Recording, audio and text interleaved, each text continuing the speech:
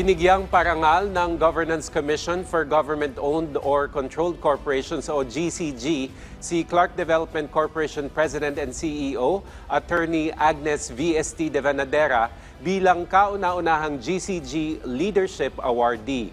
Ito ay ang prestigyosong pagkilala sa natatanging pamumuno at reforma sa sektor ng GOCCs. Iginawad ang parangal noong December 1 sa pangunguna ni na dating Senador Franklin Drilon na pangunahing may akda ng GCG Law.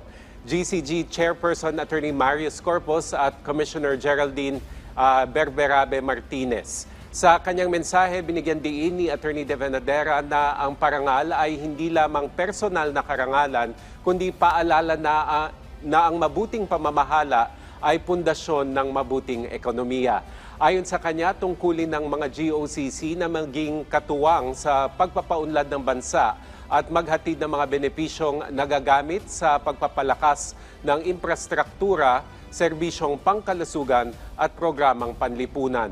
Kinilala si Attorney De Vanadera para sa mga reformang nagpatibay sa operasyon ng CDC, kabilang ang pagpapatupad ng Business One-Stop Shop o BOSS, Online Business Registration System, Business Interdependence System, at ang Maintenance, Repair, and Overhaul Facilitated Access for Services and Trade.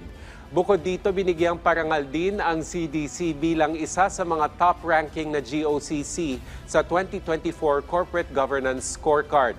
Dumalo sa seremonya ang mga opisyal ng CDC, kabilang sina Directors Attorney Pablo De Borja at Attorney Brian Nepomuceno, Vice Presidents Attorney Gloria Victoria Taruc at Police Major General Lina Sarmiento at Communications Division Manager Astrud Aguinaldo.